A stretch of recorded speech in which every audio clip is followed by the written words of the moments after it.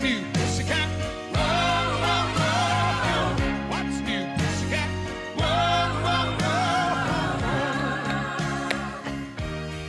8h18, comme le département du Cher. Bienvenue si vous nous rejoignez dans la joie et la bonne humeur. Merci Yann Lavoie d'être là avec nous pour nous parler d'une invention 100% française. Oh oui, même dromoise. Voilà, de la Drôme. Un mannequin qui devrait, je dis bien devrait, révolutionner le monde de la mode. Oh, il l'a déjà plus ou moins révolutionné parce qu'il est déjà entré dans les maisons de couture.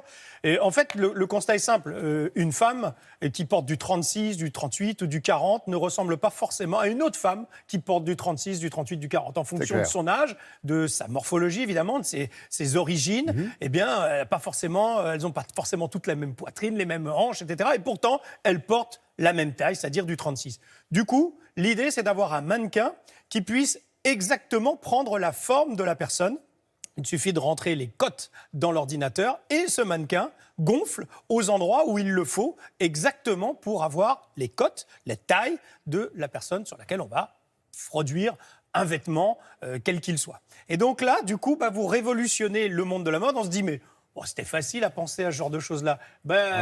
Personne n'a 6 ans de recherche. Le dire, c'est bien, mais le faire, c'est mieux. Exactement. Et 6 ans de recherche et de développement pour arriver à ce mannequin, on va dire, connecté, qui est capable donc d'évoluer et de changer en un clin d'œil. Vous allez voir, c'est assez étonnant. Il est déjà entré dans les maisons de couture françaises.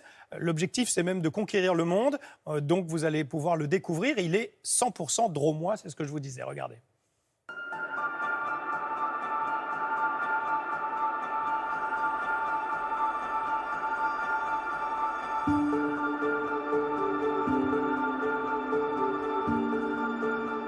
Le prêt-à-porter a mis en place des tailles, on a des standards, mais il y a quand même beaucoup de gens qui ne rentrent pas dans les standards.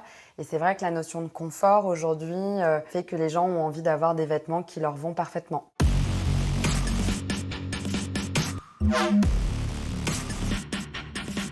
On varie d'à peu près un 36 à un 46 pour les femmes. Et puis on va aller bientôt travailler les petites et les grandes tailles. Alors on a commencé par le buste femme et on va déployer l'homme, l'enfant.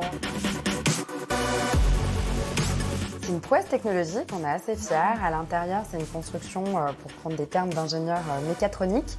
Donc c'est de la mécanique et de l'électronique qui va venir pousser des matériaux qu'on a mis au point, innovants, et qui va faire qu'on a des déformations du corps qui sont harmonieuses.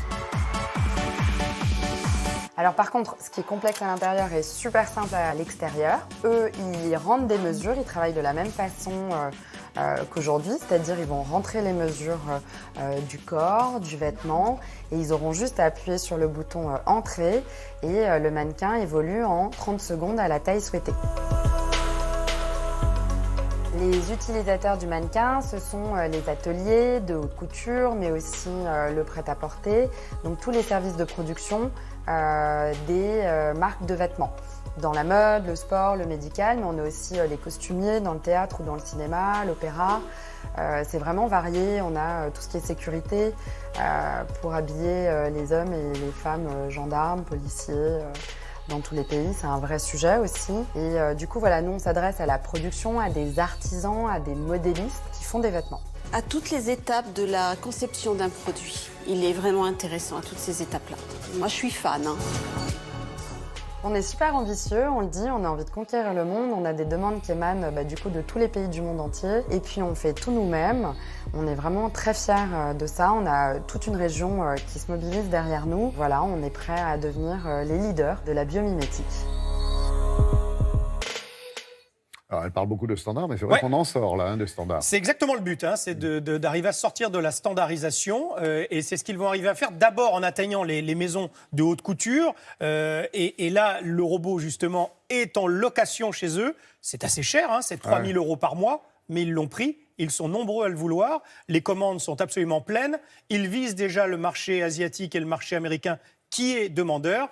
Et comme vous l'avez compris, ils sont dromois et ils ont un beau volet social avec notamment des ateliers en prison du côté de la Drôme. Et ça, c'est une volonté de la patronne que vous avez vue là, la jeune patronne. Oui, la jeune patronne. C'est un joli projet qui a dû faire fureur à Vegas. Vous avez parlé Ils étaient à Vegas et ça fonctionnait remarquablement bien. C'est pour ça que le marché américain est en train de s'ouvrir à eux. Merci beaucoup, Yann.